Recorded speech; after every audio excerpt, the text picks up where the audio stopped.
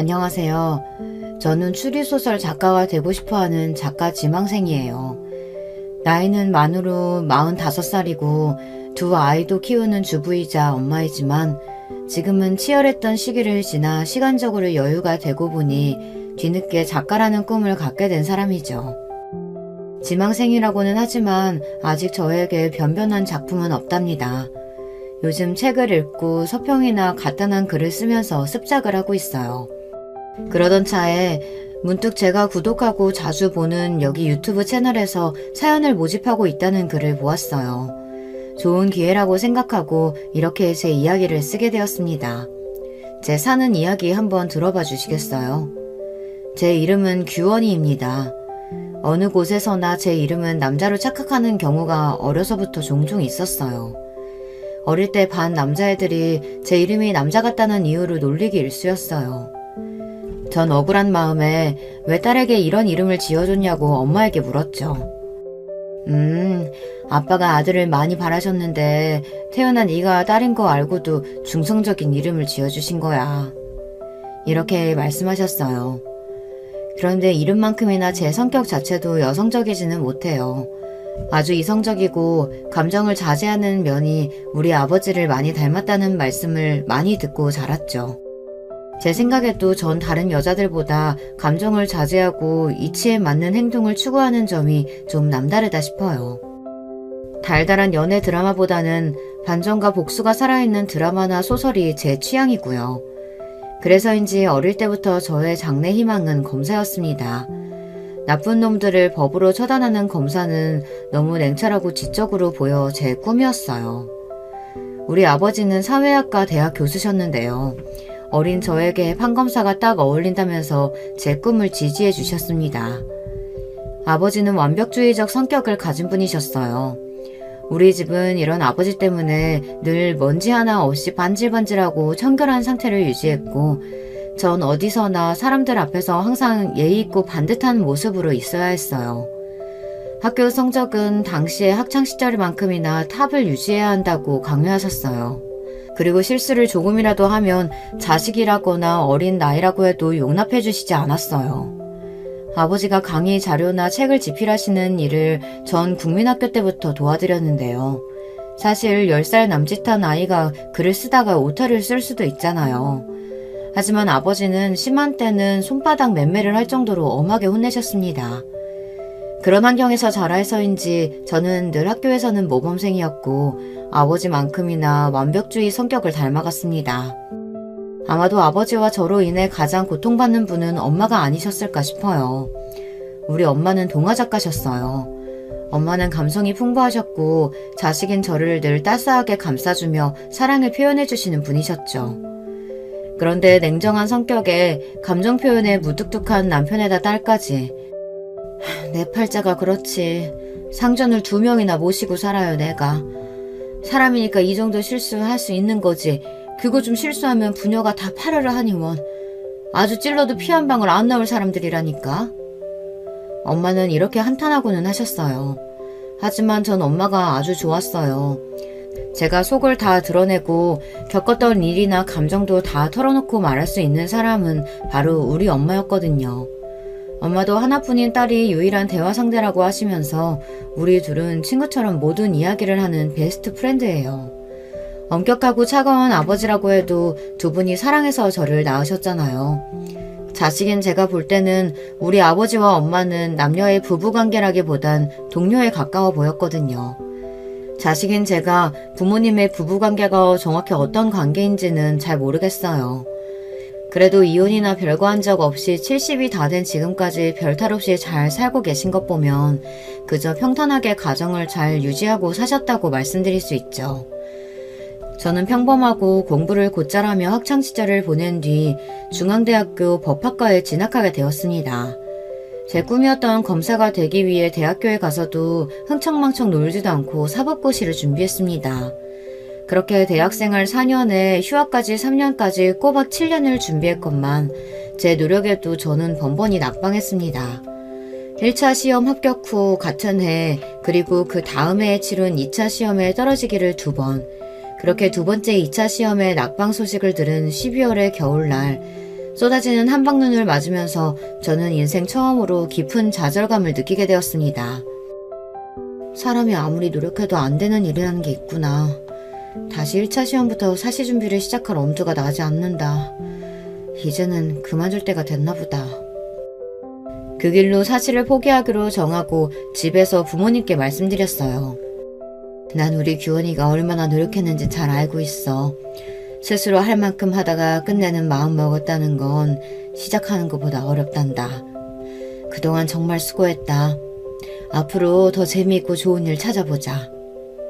이렇게 제 얼굴을 쓰다듬으며 격려해 주시는 엄마와 달리 우리 아버지는 결과는 아쉽지만 수고했구나. 한마디를 하시고 서재에 들어가셔서 그날 저녁밥도 거르셨습니다.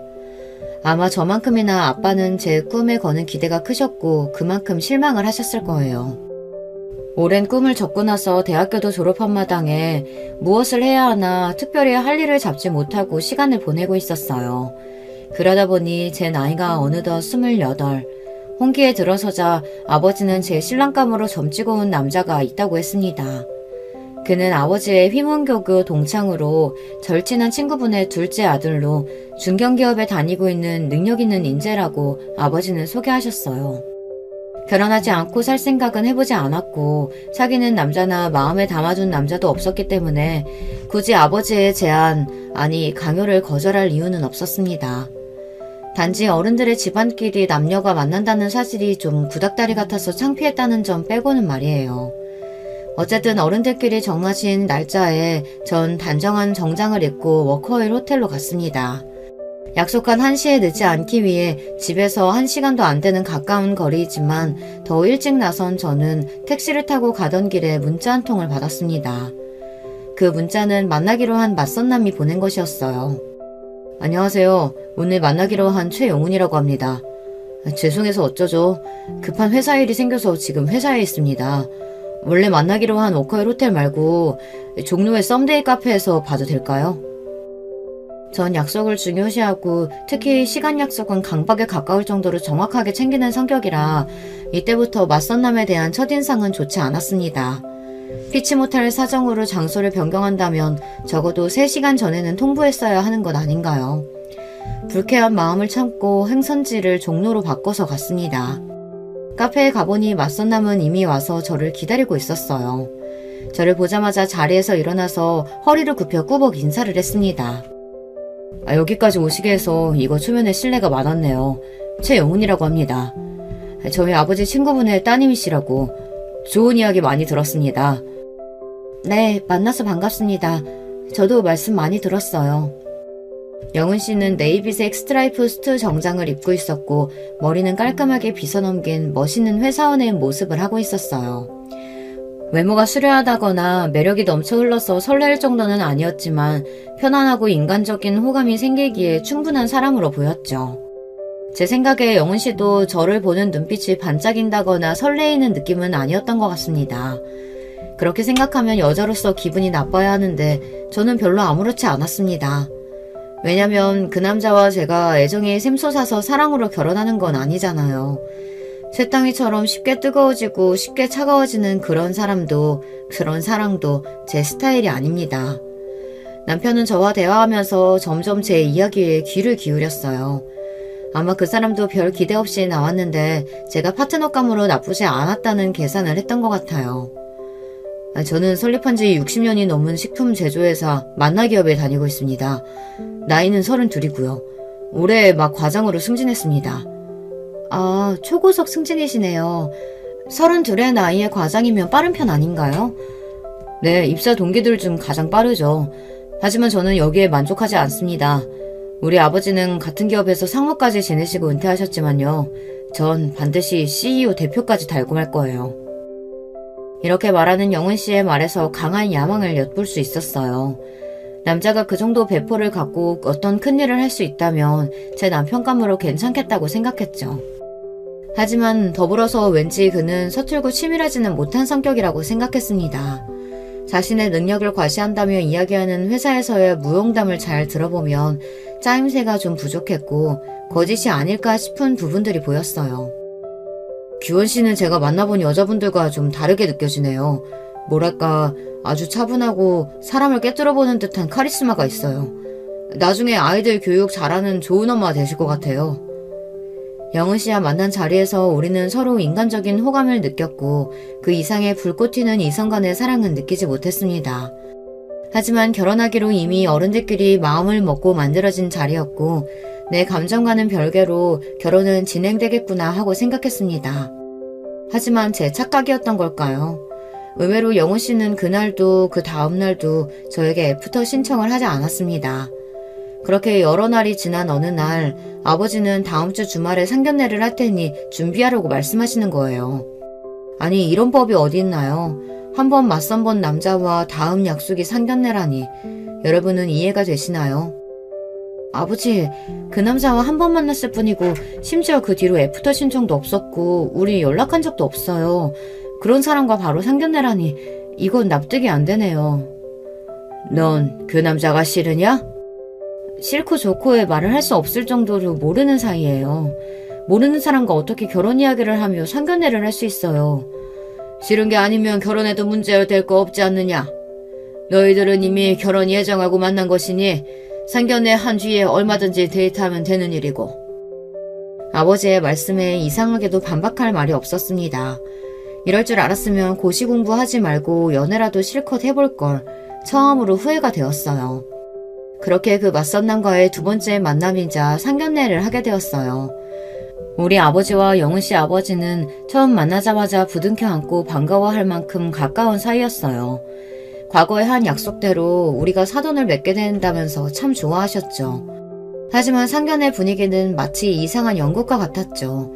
가장 친하고 이 분위기를 주도해야 할 결혼 당사자인 저와 영은 씨는 뻘쭘하게 앉아서 간간히 가벼운 이야기만 서로 나누었어요. 그날 잘 들어갔죠? 미안해요. 제가 연락을 드렸어야 했는데 요즘 회사 일이 너무 바빠서 말이죠. 괜찮습니다. 다 큰 성인인데 당연히 잘 귀가했죠. 네. 그런데 취미는 어떻게 되세요? 독서요. 어쩐지 규원 씨 이미지가 지적이라서 그런 취미일 것 같았어요. 주로 어떤 책 읽으세요? 추리소설이나 범죄소설 좋아해요. 스티븐 킹이나 히가시노 게이고 아세요? 이렇게 결혼할 당사자가 하는 대화라는 게 처음 만난 사람같이 낯선 거였어요. 헌데 서로 낯설어야 할 양쪽 아버님들은 야 이 자식아 해가면서 너무 친밀하고 화기애애한 분위기였어요. 거기에 어머님들은 딱히 어찌할 바를 모르며 음식만 드시거나 어디 눈둘 데도 없이 불편해하셨습니다. 특히 영은 씨 어머님은 정말 이상한 반응을 보이셨어요. 일단 저를 처음 보시자마자 그분은 얼어붙어 계셨죠. 그리고 쭉 찢어진 눈으로 한참을 제 아래의 위를 살펴보시고는 기가 차했습니다.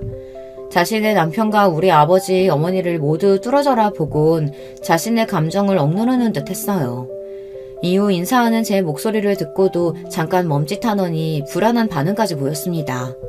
저는 이분이 오늘 어디가 아프신가 싶어서 어디 불편하신가요? 말씀 주시면 도와드릴게요.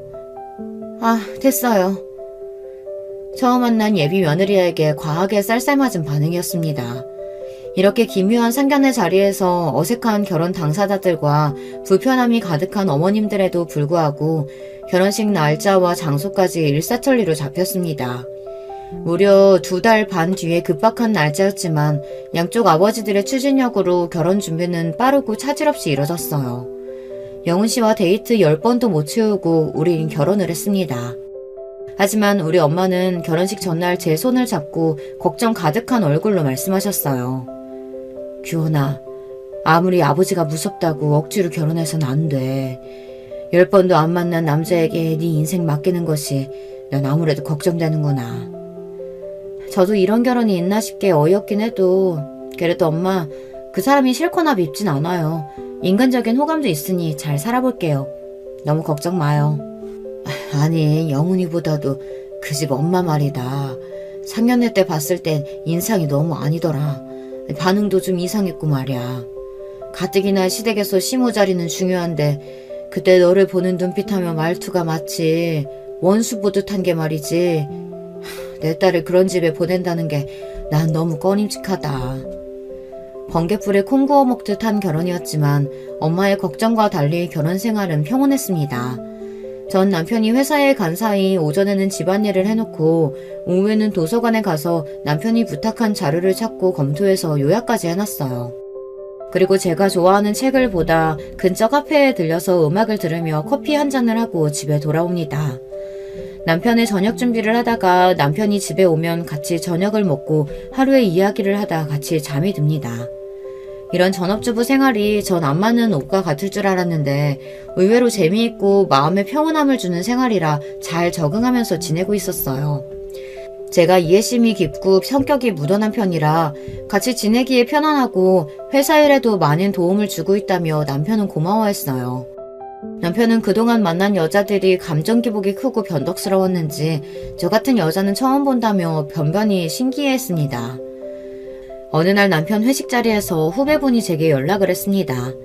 최 과장님이 너무 많이 취해서 사모님이 모시러 와주셔야겠다고요. 차를 몰고 종로로 가보니 남편은 인사불성의 상태였고 저는 동료분의 도움으로 남편을 차에 태워 집으로 운전하는 중이었습니다.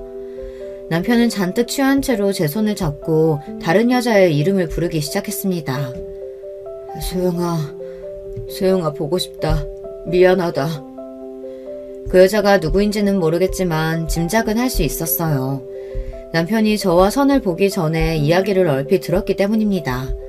남편은 소영이라는 여자와 군대 다녀와서부터 사귀었고 많이 사랑하는 사이였다고 해요. 결혼을 약속할 만큼. 하지만 부모님, 특히 아버지께서 소영씨의 집안에 문제가 많다며 반대하셨다고 합니다. 그리고 정해놓은 혼처를 강요하며 억지로 맞선을 보게 했습니다. 그 맞선녀가 바로 저였고요. 저와 맞선 보러 나갈 때 처음에는 앙심을 품었다고 했습니다. 이 맞선 자리를 깽판치고 맞선녀에게 무례하고 불쾌하게 굴어서 아버지에게 반항하겠다고. 그런데 저를 보고 왠지 그럴 수 없었다고 합니다. 자신의 속을 꿰뚫어보는 듯한 제 까맣고 깊은 눈을 보면 왠지 순한 양이 되는 기분이라고요. 그리고 대화를 할수록 좋은 여자인 것 같은데 괜히 상처 주기 미안했다고 했어요. 하지만 자신의 마음이 정리되지 않았기 때문에 저에게 애프터 신청은 못했다고요. 저는 그렇게 깊은 연애를 해보지 않아 이런 질척이는 관계와 마음을 이해하기는 어려웠지만 남편은 자기 나름대로 속상하고 힘들었을 거예요. 하지만 술에 취해서 다른 여자의 이름을 부르는 건 얄미워서 옆구리를 콱 꼬집어주고 나서 집에 눕혔습니다. 다음날 잠에서 깬 남편이 나 어제 술 먹고 어디 부딪혔어? 옆구리가 너무 아프네 했을 때 혼자 킥킥대고 웃었죠. 결혼생활 1년 만에 첫 아들을 낳았고 1년 뒤에는 둘째 딸을 출산하고 연년생 아기들을 키우면서 저는 많이 바빠졌습니다. 나는 우리 엄마처럼 무한한 사랑을 베풀지는 못할 거라고 생각했는데 아이를 낳아 키워보니 의외로 전 모성애가 강한 여자임을 알게 되었어요. 자식이 먹는 것만 봐도 배부르다. 눈에 넣어도 아프지 않을 만큼 이쁘다. 이런 말이 그냥 하는 말이 아니라 정말 제 심정이 꼭 그랬습니다. 아이들이 하는 일이면 자잘못을 따지지 않고 그저 예쁘고 그저 봐주고 싶은 마음이 가득했으니까요. 냉철한 제가 이럴 줄은 정말 몰랐어요. 출산과 육아는 정말 놀라운 경험인 것 같아요. 그때부터 저의 인생은 아이들뿐이라고 해도 과언이 아니었습니다. 어차피 남편은 회사에서 성공하는 야망을 가진 남자로 평일에는 밤늦도록 회사에 있고 주말에는 윗사람들에게 잘 보이기 위해 그들을 따라 골프며 등산이며 다니느라 바빴습니다. 그리고 이 남자에게는 부성애 같은 것은 없어 보였어요. 우리 아이들과 잘 놀아주거나 교육에 관심을 갖지 않았거든요. 다른 집 여자들은 이런 얘기를 들으면 서운하겠다, 남편에게 바가지라도 긁어봐라 이렇게 이야기했지만 저는 아무렇지도 않았습니다.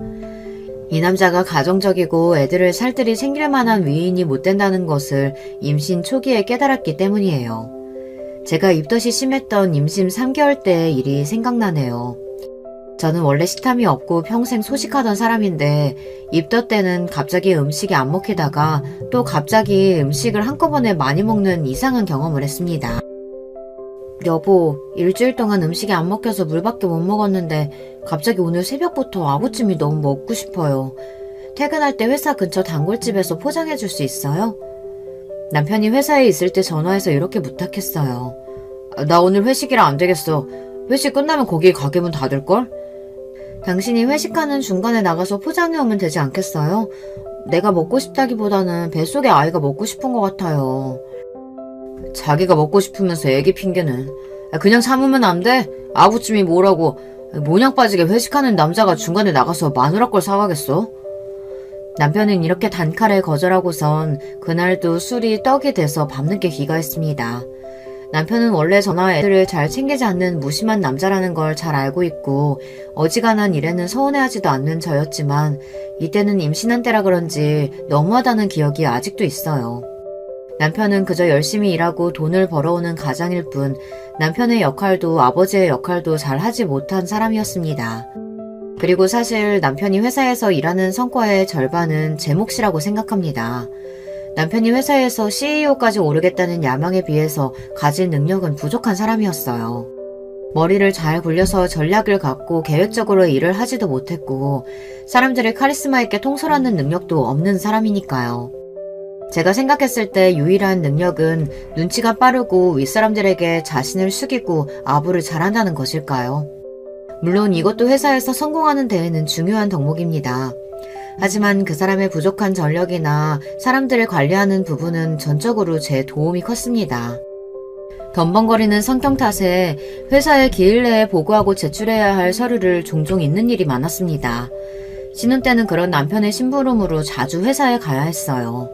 이젠 아예 제가 회사의 중요한 서류는 따로 제 USB에 보관하거나 클라우드 공용 서버에 넣어놓고 있다가 남편이 필요할 때마다 바로 회사 메일로 전송해 주었습니다.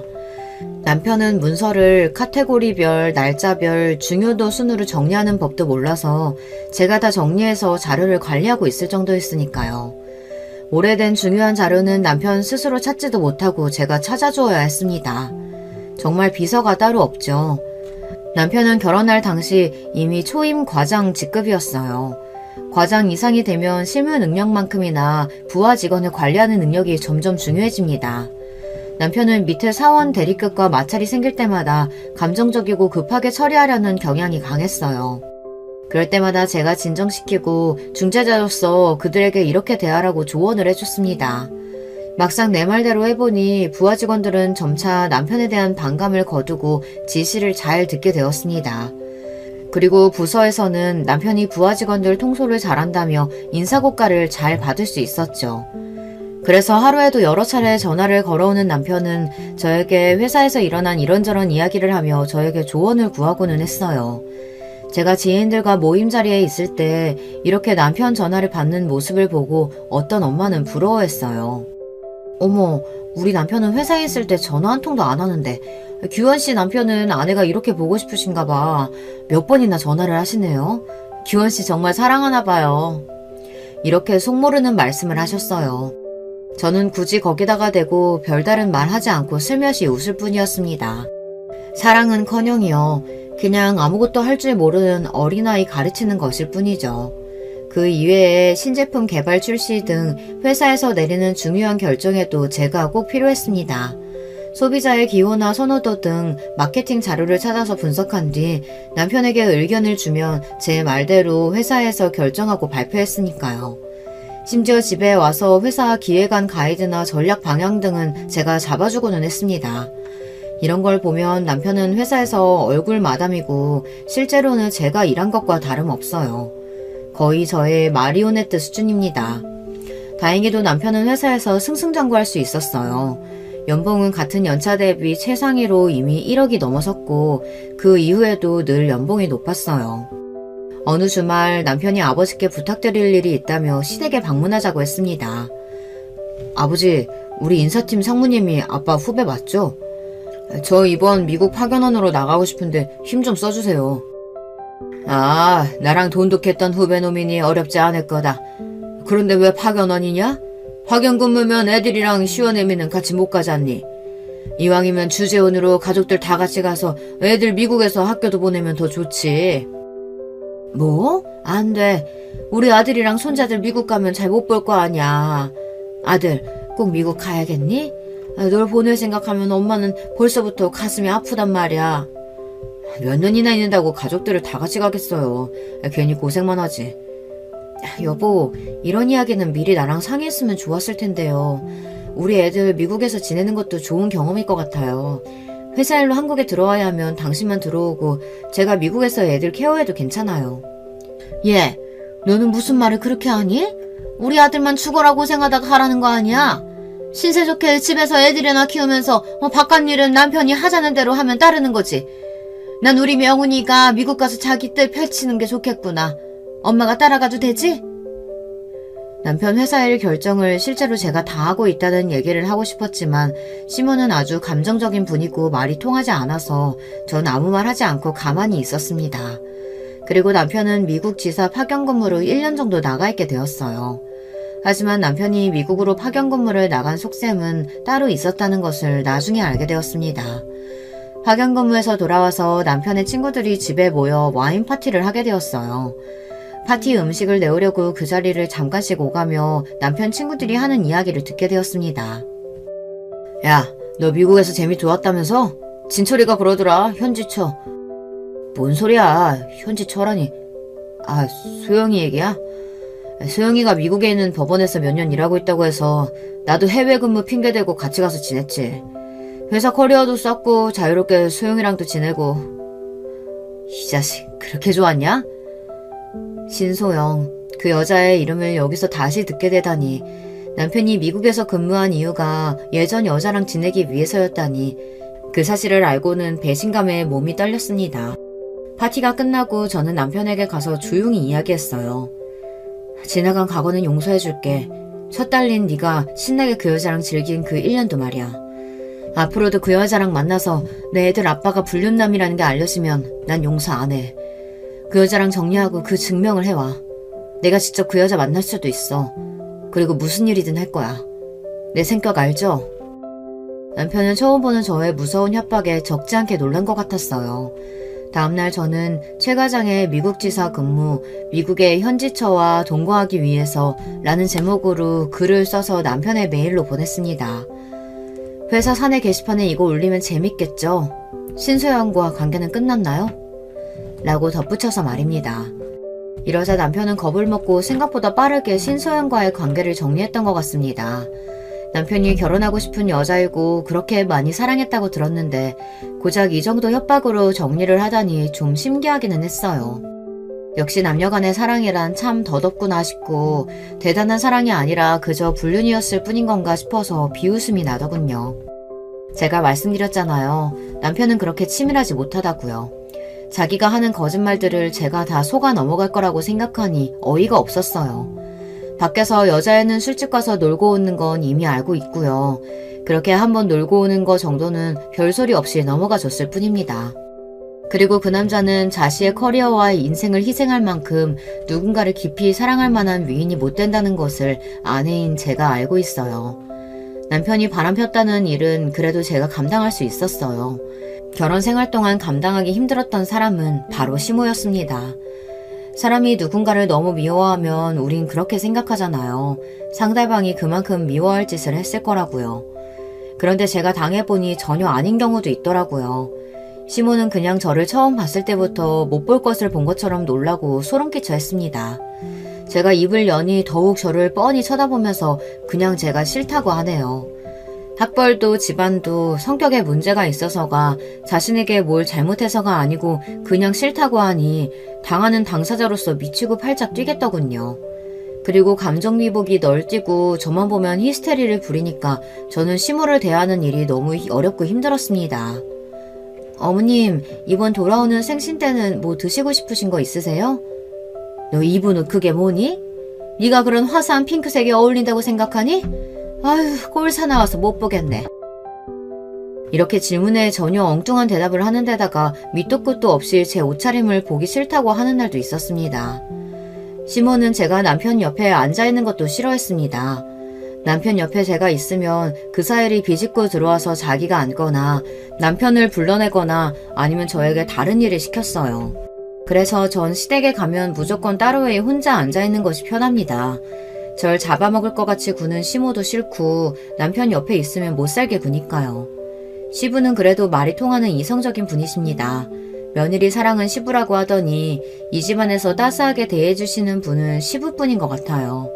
시모가 구박하면 조용히 제게 와서 손을 잡고 미안하다 아가. 내가 부덕한 탓이구나. 하고 저를 위로해 주셨어요. 왜 시부가 미안하다고 하는지 이해가 안 갔지만 누군가 내 편이 있다는 일이 이렇게 든든한지 미처 몰랐죠. 시부는 남편과 시모 몰래 저를 챙겨주시는 부분도 많았습니다. 생일이나 기념일에 꽃바구니를 배달시켜주시고 아무 날도 아닌데 저만 보면 용돈을 자꾸 주시려고 해요. 아마도 히스테리 부리는 시모를 견디는 며느리가 남편 내조 잘하는 며느리가 이뻐서일 거라고 추측해봅니다. 하지만 시부에게도 이상한 부분이 있었습니다. 어느 날 시댁에 저 혼자 남아서 집안 곳곳을 구경하고 있었어요. 시부의 서재에는 많은 책들이 책장을 채우고 있었고 책을 좋아하는 저는 그곳을 한참 보다 어떤 여자 사진을 발견하게 됩니다. 흑백 사진으로 젊은 여자가 웃고 있었는데 분명 시부가 예전 좋아했던 여자일 것 같다는 촉이 왔어요. 저는 정말 놀랐습니다. 이런 은밀한 과거의 사진을 어디 서랍장에 숨긴 것도 아니고 그 질투심 많은 시모가 이걸 가만히 뒀다는 것이 신기했어요. 남편이 결혼 전 사귀었던 신소영도 그렇고 시부에게까지 내연녀가 있었던 걸까 이런 의문이 들었습니다. 왜 아버지가 바람피면 아들도 똑같이 바람핀다는 얘기 있지 않아요. 그래서 혹시 시부가 그 과거의 연인을 지금까지 만나는 걸까 의심을 했죠. 하지만 시부는 바람까지 가지는 않고 아직까지도 그 연심을 간직하고 있던 것이었어요. 바람피고 다니는 남편에 비하면 시부는 순수한 순정남이네요. 결혼 이후로는 바람을 피운 것 같지도 않았는데 시모는 계속 옛날 일을 꺼내며 원망하고 괴롭히고는 했으니까요. 오히려 시부가 불쌍해 보였습니다. 시모는 사람에게 집착하고 정말 피를 말리는 사람이었기 때문에 50년을 함께 산 시부가 대단해 보일 정도였으니까요. 그런데 사진을 다시 본 저는 머리를 얻어맞은 듯 했습니다. 사진 속의 그 여자가 저를 많이 닮아있던 거예요. 흑백 사진임에도 얼굴형이나 머리 길이, 눈썹 모양까지 제가 봐도 꽤 많이 닮아있다는 것을 알 수 있었어요. 그제서야 주막능처럼 스치고 지나간 기억들. 아, 내가 이 여자와 닮아서 시모가 날 처음 봤을 때부터 그렇게 지독하게 미워했던 거구나. 시부는 특별히 나를 더 챙겨준 거구나. 미안하다고까지 말씀하셨는데 그건 제게 한 게 아니라 옛사랑에게 한 걸까요? 그제야 그 모든 상황이 이해가 되었습니다. 나중에 시부와 절친이신 우리 아버지를 통해 시부에 대한 사연을 들을 수 있었어요. 시부는 원래 같은 대학교에 다니는 사랑하는 여자와 오래 사귀었다고 해요. 또 그 여자와 지금 시모는 같은 대학교의 같은 과 친구였으니 이 세 분은 삼각관계였던 거죠. 하지만 시부가 친구와 연애하는 그때부터 시모는 이미 마음속으로 몰래 시부를 좋아하고 있었다고 했습니다. 하지만 시부가 대학교를 졸업한 뒤 만나기업에 취직한 후 혼담이 오갈 무렵 사귀던 여자분 집안의 가세가 기울었다고 해요. 이 틈을 타서 시모는 자신의 시부모님에게 자신의 집안은 재력이 있다고 어필하며 마음에 들려고 노력했다고 해요. 자기 친정 아버지에게 울며 졸라대서 적극적으로 혼사를 추진하도록 만들었고요. 그러다가 결국 시부의 뜻과는 달리 시모와 결혼을 하게 된 겁니다. 하지만 억지로 결혼한 뒤에도 시부는 시모에게 눈길 한 번, 정 한 번 주질 않고 회사일만 했대요. 그 친구가 참 불쌍하지. 재수씨 때문에 사랑하는 여자 잃고 마음을 닫고 무늬만 부부처럼 몇십 년을 산 게야. 그런데 재수씨는 남편이 그럴수록 더 집착하고 질투해서 평생 시달리며 살았으니 말이야. 결국 시모는 남편에게서 받지 못한 사랑을 자기 아들에게서 보상받고 싶어 했어요. 남편은 늘 시모의 간섭과 통제 아래에서 살았던 것 같아요. 지금도 시모는 한 번씩 남편의 셔츠와 속옷 같은 것까지 사다가 보냅니다. 아내인 제가 10년 넘게 챙겨주고 살고 있는데 참 기가 막힌 집착이죠. 지난번 제사 음식을 차리기 위해 시댁 근처 시장에서 장을 본 날 이런 광경을 목격했답니다. 단골 과일 가게 여자 사장과 시부가 안부를 물으며 이런저런 이야기를 잠깐 하고 있었어요. 그런데 시모는 멀리서 소리를 지르며 여보, 여기 과일은 어느 밭에서 주워왔나 봐. 못 쓰겠어요. 다른 데로 가요. 하고 시부를 잡아 끌고 가버리는 게 아니겠어요. 그 상황에서 보고 있는 저도 과일집 사장님과 시부 모두 얼굴이 빨개질 만큼 당황스러웠어요. 시부가 여자와 조금이라도 말을 섞으면 시모가 펄쩍 뛰고 과하게 반응하니 시부가 얼마나 괴롭게 살아왔을까 싶어 연민이 들 정도였습니다. 제가 결혼한 지도 14년이 흘러 남편은 이제 부회장으로 승진하게 되었습니다. 남편의 부사장 승진 소식에 저도 기뻐하지 않을 수 없었죠. 제가 뒤에서 힘쓰고 우리 부부가 함께 일궈온 결과이기도 하니까요. 회사에서 이제 확실히 남편 쪽으로 따르는 라인이 생겨 장차 사장까지 갈 가능성이 높아졌죠. 하지만 이렇게 좋은 날 저는 제대로 뒤통수를 맞는 사건이 생겼습니다. 모름지기 자신의 그릇이 부족하면 자기를 도와주는 사람은 더욱 신뢰하고 감사한 마음으로 품어야 하는 게 아닌가요? 가정에서나 회사에서나 정말 헌신적으로 자신을 도와준 조강지처인 저를 남편과 시모는 내쫓으려고 계획을 세운 겁니다. 시모는 제가 아무 잘못한 것이 없이 그냥 쭉 미워했죠. 거기에 남편은 예전에 만났던 내연녀인 신소영을 부인 자리에 들어앉히려는 속셈을 갖고 있었던 거죠. 예전에 미국에서 바람피다 걸려서 관계를 끊었다가 최근 미국 지사 출장이 잦아지면서 다시 만났던 모양입니다. 신소영이라는 여자도 웃긴 게 그냥 과장 나부랭일 때에는 이혼 요구 없이 불륜관계만 갔더니 남편이 이제 사장 자리에 오를 것 같으니 사모 자리가 탐났는지 적극적으로 이혼해서 자기랑 결혼하라며 욕심을 내는 겁니다. 저는 하루아침에 헌신짝처럼 버려지게 생겼어요. 남편과 시모는 당장 이혼해달라며 저에게 삿대질을 하며 소리쳤습니다. 별 볼 일 없는 네 년이 사장 사모님 소리 듣는 꼴 내가 못 봐. 당신이라는 여자 지긋지긋해. 남편 알기를 우습게 알고 맨날 지적하고 지시하고 네가 사장이야? 당신같이 뻣뻣한 여자 말고 야들야들하고 여자같이 구는 사람이랑 살 거야. 진짜 내가 사랑해온 여자랑 내 남은 삶을 살 거라고. 그럼 내 아들이 어떤 사람인데 이제 만나기업 사장이 될 우리 아들인데 저런 여자 갖다 버리고 입맛에 맞는 여자 들이잡구나. 이렇게 기가 막히고 억울한 일을 제가 당하다 보니 말문이 막혀서 제대로 항변도 못했어요. 그들이 집을 나가고 혼자 곰곰이 생각해봤습니다. 내가 살아온 인생이 정말 이 정도밖에 안 되는 걸까? 결혼생활 전부를 남편의 출세와 아이들의 행복을 위해 살았는데 결과는 고작 이것이라니 믿을 수가 없었고 너무 억울해서 누구라도 붙잡고 호소하고 싶었어요. 하지만 그런 제 심정과는 별개로 전 저 남편과 시모랑 계속 사는 것이 과연 옳은 일일까 하는 고민이 되었습니다. 당연히 저들에게 복수하고 싶죠. 하지만 복수하겠다고 이혼하지 않고 버티면 제 인생이 너무 시궁창같이 구질구질해질 것만 같은 거예요. 그래서 저는 쿨하게 저들의 요구대로 이혼을 해주고 제가 얻을 것은 얻어내자라는 마음이었습니다. 저는 법대 동창생 중 변호사로 개업한 친구를 만나 이혼 조정 합의서를 작성했습니다. 이혼 합의서에는 제가 요구하는 몇 가지 조건을 달았어요. 첫째, 아이들의 친권과 양육권은 내가 갖는다. 둘째, 아이들 양육비 월 700만원, 현금 10억과 경기도 양평에 별장 명의를 넘겨달라. 별장 사용은 그 전과 동일하게 남편 시댁 모두 공동으로 가능하다. 별장의 시가는 20억이 넘습니다. 셋째, 남편은 어느 누구와 만나서 동거하든 상관없지만 법적인 혼인 및 결혼을 하게 될 때에는 아이들의 친권자이자 양육자인 저의 동의를 얻어야 한다. 왜냐하면 신소영이 법적 배우자가 되면 남편 재산에 대한 권리가 생길 것이고 둘 사이에 자식이라도 낳게 된다면 나중에 우리 애들에게 갈 유산은 확연히 줄어들 테니까요. 그리고 변호사는 따로 남편에게 협박 아닌 협박의 말을 덧붙였습니다. 아내분은 남편이 회사에서 횡령한 증거와 거래하는 벤더 업체에서 로비받은 증거 등을 갖고 계시더군요. 남편분의 회사 생활을 끝낼 수 있는 많은 비밀을 알고 계신 것 같으니 조심하시는 편이 좋겠습니다. 저와 변호사가 나중에 복수를 위해서 치밀하게 세운 이 이혼 조건을 남편은 순순히 수용했습니다. 명석하지 못한 남편은 이 조건들이 어떤 것을 의미하는지 장차 어떤 일이 생길지 예측하지 못하는 위인이니까요.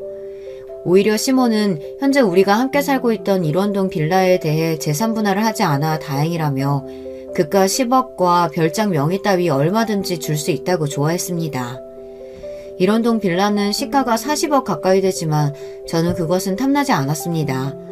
애들의 양육비와 현금 10억으로도 앞으로 생활하는 데 불편함이 없을 거고 양평 별장은 당장 팔 필요는 없지만 다른 이유로 저에게 필요했습니다.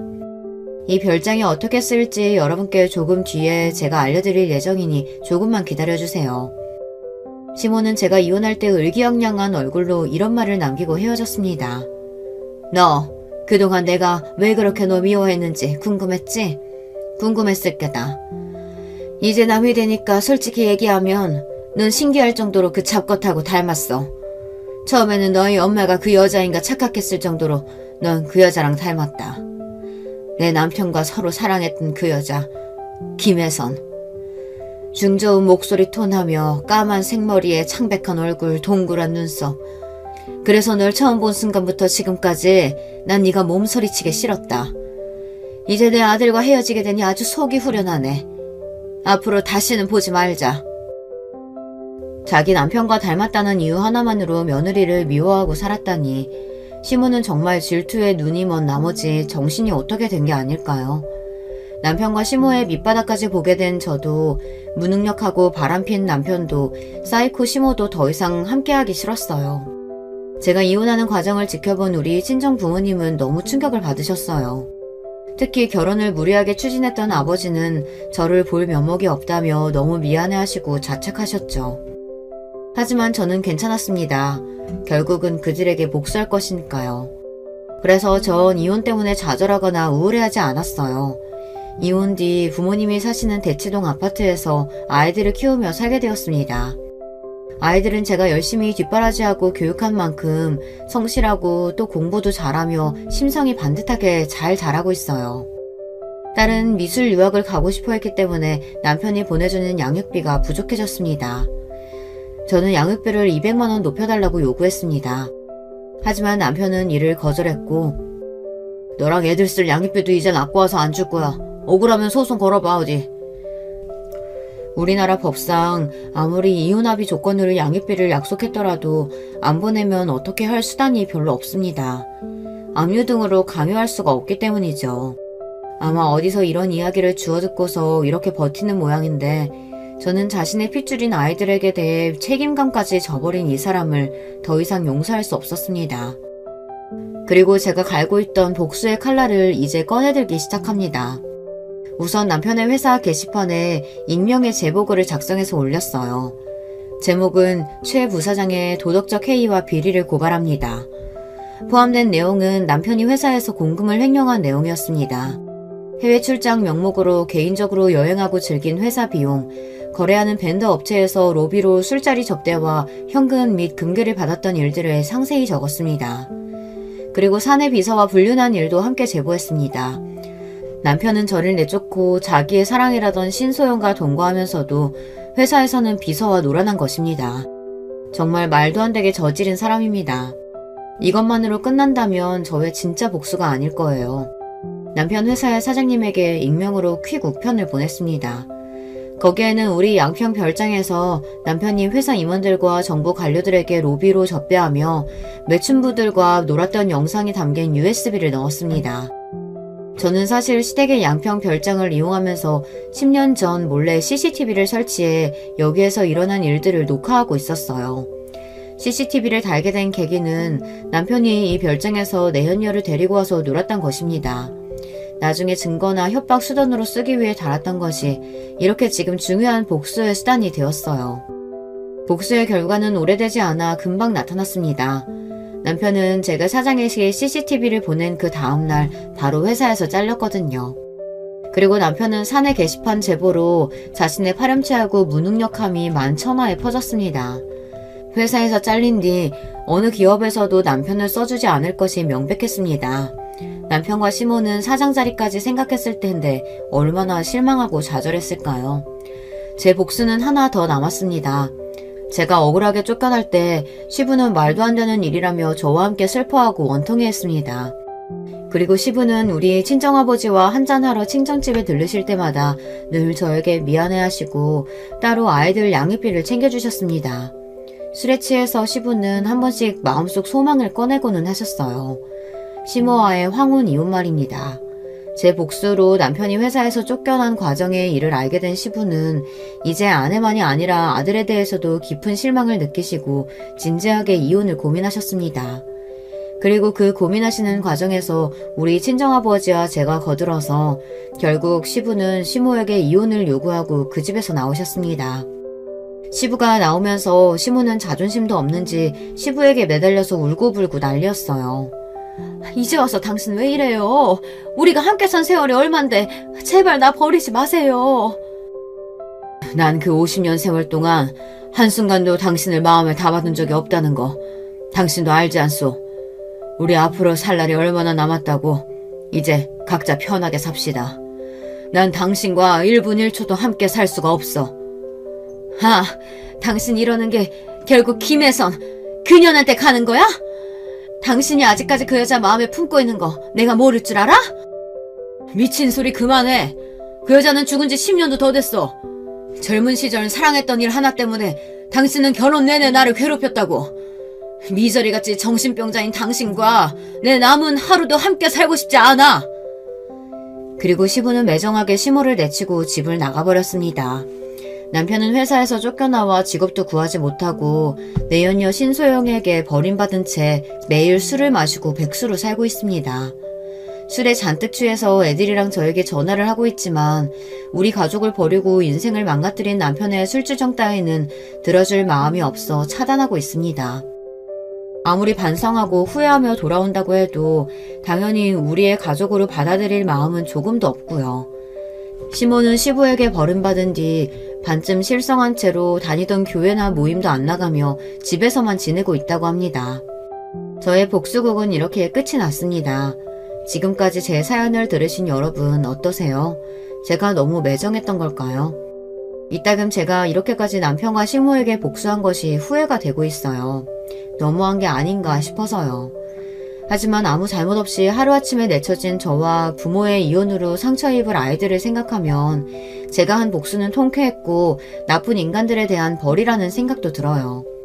제가 쓴 글을 봐주신 여러분께 깊은 감사의 말씀을 드리며 전 여기에서 이야기를 마쳐볼까 합니다. 들어주신 모든 분들 안녕히 계세요. 여러분, 두 번째 사연 시작하기 전에 좋아요, 구독 꼭 눌러주실 거죠? 그럼 두 번째 사연 바로 시작합니다. 안녕하세요. 저는 결혼 7년차 평범한 40대 가장입니다. 저희는 5식구인데요. 쉴 틈 없이 사고를 치는 첫째 아들과 아직은 아빠가 제일 좋다는 둘째 딸, 그리고 사랑하는 아내와 그런 아내를 키워주신 장모님, 이렇게 지내고 있죠. 장모님께서 저희와 함께 지내게 되신 것은 최근입니다. 정말 말도 안 되는 일이 저희 가족에게 있었거든요.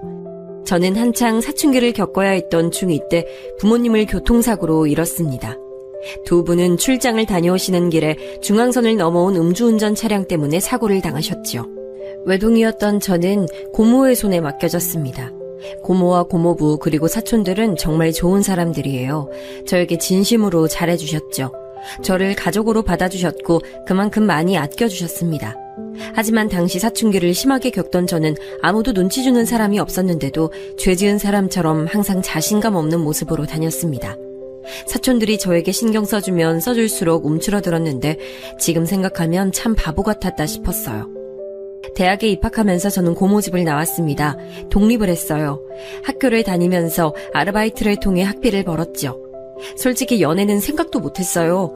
제게는 그것보다도 중요한 것들이 더 많았거든요. 군대를 다녀오고 복학을 했을 때 지금의 아내는 신입생이었어요. 처음엔 선배와 후배 사이였는데 어느 순간인가 그녀에게 호감이 생기더라고요. 저와는 다르게 유쾌하고 밝은 에너지가 가득했거든요. 그래서 고백을 했고 우리는 연인이 됐어요. 저는 그녀와 결혼까지도 생각했지만 과연 우리가 결혼을 할 수 있을까 저는 늘 그게 마음에 걸렸어요. 저는 부모님도 형제도 없는 외톨이였고 가진 것이라곤 저 하나뿐인 사람이었으니까요. 그런데 처음 인사를 드리러 간 날 그녀의 어머니께서 저를 너무나도 반갑게 맞이해 주시더라고요. 먹는 모습이 정말 복스럽네. 우리 애들은 뭘 먹어도 깨작거려서 음식 해주는 재미가 없거든. 정말 맛있습니다. 어떻게 만드셨는지 레시피가 궁금할 정도예요. 어머, 말도 어쩜 이렇게 이쁘게 할까? 어머님께서는 식사 시간 내내 반찬을 권해주시면서 저를 챙겨주셨어요. 그리고는 저에 대해서 들은 것이 아무것도 없다고 하시며 이것저것 궁금한 것들을 물어보셨죠. 그런데 부모님에 관해서는 단 한마디도 하지 않으시더라고요. 순간 어머님께서 정말 몰라서 제게 물어보시는 것이 아니구나 싶었죠. 어머님은 그냥 제게 말을 걸고 싶으셨던 것뿐이었어요. 나중에 집에 가려고 일어나는데 어머님께서는 제게 빵빵한 종이 가방을 주셨어요.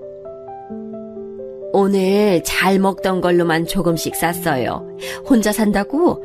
너무 음식 많으면 괜히 상하기만 할 것 같아서 한두 번 먹을 정도로만 챙겼으니까 가져가서 먹어요. 아닙니다. 이렇게까지는. 그리고 다음에 올 때는 먹고 싶은 거 미리 경아한테 말해줘요. 내가 해줄게. 엄마 그러지 마. 오빠가 부담스러워하잖아. 이걸 뭐하러 줘요. 그녀는 제 손에 들린 종이 가방을 어머님께 돌려주며 괜히 한 소리 하더군요. 순간이지만 어머님의 얼굴에 잠깐이지만 섭섭함이 지나가는 게 보였어요. 찰나였지만 어릴 때부터 가족 표정을 살피는 습관이 남아있던 제 눈엔 너무 잘 보였죠. 아닙니다. 감사하게 받겠습니다. 오빠, 엄마가 괜히 그러시는 거야. 굳이 신경 쓰지 않아도 돼. 나 주셨는데 왜 네가 그래. 가져갈 거야. 어머님은 제 말에 활짝 웃으시면서 제 손을 꼭 잡아주셨어요. 그러면서 천천히 토닥이시며 말씀하셨죠. 다음엔 우리말 편하게 해요. 어머니라고 불러주면 더 좋고. 네, 어머니. 제 대답이 마음에 드셨는지 어머님께서는 저를 꼭 안아주시면서 반찬 떨어지면 꼭 놀라오라고 하셨죠. 그렇게 예비 처가를 나서면서 저는 손에 담긴 어머님의 마음이 너무나도 감사하면서 행복했어요. 찾아뵙기 이전에는 제 상황에 괜히 마음이 무거웠는데 말이죠. 그 뒤로 저는 몇 번이고 그녀의 집에 초대를 받았어요. 어머님께서는 제 생일이나 저희 부모님 기일에도 저를 집으로 불러주셨죠. 독립하고 난 이후 그렇게 즐거웠던 생일은 처음이었던 것 같았어요. 부모님께서 살아계실 때처럼 제가 좋아하는 음식들이 가득한 밥상에서 준비된 케이크에 나이만큼 초를 꼽고는 불을 붙였죠. 고모 집에서 있을 때도 생일은 챙겨주셨지만 가족끼리 케이크 촛불은 생각도 안 했거든요. 이건 사위가 아니라 아들이네, 아들. 그러니까 이러다 우리 자리 뺏기겠어. 엄마, 어떻게 우리 다 오빠를 더 좋아하는 것 같아. 몰랐니? 너희 백을 데리고 와봐라. 내가 봤구나. 와, 말이 심하네. 어떻게 그래, 엄마? 예비 처남은 식탁에 자기가 좋아하는 음식이 하나도 없다고 우는 척을 하면서 투덜거렸어요. 그 모습에 자리에 앉은 사람들은 모두 다 빵 터지고 말았죠. 그렇게 저희는 가족들의 축복을 받으면서 결혼식을 올렸어요. 아내는 분가를 원했지만 저는 꼭 어머님을 모시고 살고 싶었어요. 회사도 가깝기도 했지만 어머님과 함께 지내고 싶었거든요. 아내는 처가살이 시키고 싶지 않다고 강력하게 말했지만 저는 전혀 그런 생각이 들지 않았기에 아내를 설득했어요. 하지만 아내보다도 더 큰 벽은 어머님이셨어요. 아이고 무슨 소리야. 이서방이 왜 여기 들어와서 살아. 됐어. 신혼인데 둘이서 알콩달콩 재밌게 살아봐야지. 애도 가져야 하고. 어머님, 저 눈치 주실 거예요? 막 처가살이 시키실 거예요? 내가 우리 사위한테? 그럴 리가. 보고만 있어도 아까운데 무슨 그런 말을. 그런데 왜 자꾸 오지 말라고 하세요? 어머님께서는 끝까지 반대를 하시더라고요. 그래서 저희는 마침 처가가 있는 아파트 같은 라인에 빈집이 있기에 그곳을 신혼집으로 정했죠. 아내는 이게 무슨 경우냐고 한참을 웃었지만 그래도 싫은 눈치는 아니었어요. 어머님께서도 그렇게까지 하는 거냐고 웃기만 하셨죠. 신혼여행을 다녀오고 나서 저희는 각자의 생활을 시작했어요. 결혼해서 달라질 것이라고 생각했던 것에 비해서 저희는 크게 변한 것이 없었어요. 아침은 가볍게 먹고 저녁은 항상 처가에 들려서 먹고 왔죠. 이럴 거면 그냥 여기서 살아. 무슨 밥을 맨날 먹으러 와? 엄마, 식비 받아, 식비. 너도 안 내는 식비를 왜 우리 사위가 내야 돼? 넌 어디 엄마한테 식비 준 적 있니? 처남, 걱정 마. 당연히 식비 드려야지. 아이고 너도 그 돈으로 우리 사위 점심이나 든든히 먹어. 어머님 밥이 너무 맛있어서 다른 건 들어가지도 않아요. 아내는 왜 이렇게 넉살이 좋아졌냐고 혀를 내둘렀어요. 연애할 때는 전혀 몰랐던 모습이라고 하면서 제 옆구리를 푹 찔렀어요. 오빠 적당히 먹어. 이러다 배 나오겠다.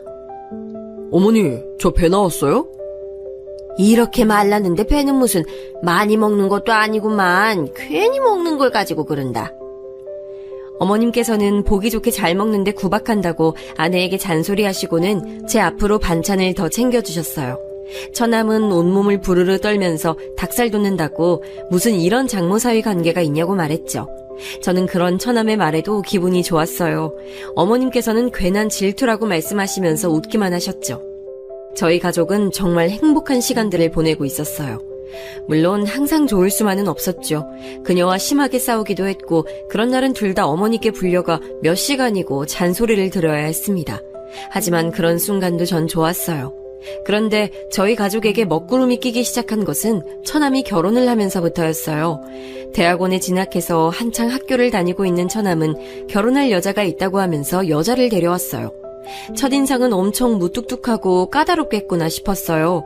애교 많고 다정한 처남과는 상극이라고 생각했는데 둘이 함께 있는 모습을 보면 그건 또 그거대로 잘 어울리더라고요. 학교 동기라고 했는데 마찬가지로 대학원을 다니고 있다고 하더군요. 저는 솔직히 반대했습니다. 무슨 직장에 있는 것도 아니고 대학원생도 학생 아닙니까? 그런데 결혼을 해서 생활은 어떻게 하려고 하는 건지 무모하다는 생각이 들었죠. 아내 역시 저와 같은 생각을 하고 있었어요. 그녀는 생활비도 스스로 벌어본 적 없으면서 무슨 결혼이냐고 펄쩍 뛰었죠. 하지만 곧 처남댁이 아이를 가졌다는 소리에 저도 아내도 어쩔 수 없구나 싶었어요. 그렇다고 아이를 지우라고 할 수도 없는 노릇이잖아요. 어머니도 아직 결혼은 이르지 않느냐고 하시다가 아이 이야기에 그 말씀이 쏙 들어가셨죠. 아직 아무것도 없는 두 사람은 자연스럽게 어머니 집에 들어와서 사는 것으로 이야기가 됐어요. 처남댁도 아이를 낳고 나면 다시 학교로 돌아갈 생각이라고 하더군요. 결국은 아이를 키우고 케어하는 것을 전부 어머니께서 해야 하는 상황으로 흘러가게 됐어요. 아내는 처남을 불러서는 대학원을 졸업하면 연구소든 어디든 취직해서 독립을 하라고 강력하게 말했어요. 처남은 당연히 발끈했죠. 엄마도 아무 말 없는데 왜 누나가 그래? 엄마가 말씀 안 하시니까 내가 하는 거지. 그리고 엄마가 그런 말씀 하시겠니? 아, 진짜 누나. 안 그래도 머리 복잡한데 누나까지 나서서 이럴 거야? 뭐? 이게 뭘 잘했다고? 아내와 처남은 이야기 시작부터 서로에게 으르렁거리며 언성을 높였어요. 저는 우선 두 사람에게 진정하라고 하고는 처남을 보며 말했어요. 처남, 결혼하고 나면 이제 성인이잖아. 아이가 태어나는 일은 좋은 일이지만 아무리 그래도 처남도 처남댁도 그렇게 학교로 가면 아이를 키우는 일은 전적으로 다 어머니가 챙기셔야 하는데 어머니 연세도 생각해야지. 그건 저도 알죠. 그만큼 저희도 신경 쓸게요. 설마 엄마한테 애 맡기고 나 몰라라 그렇게 할 리가 있겠어요?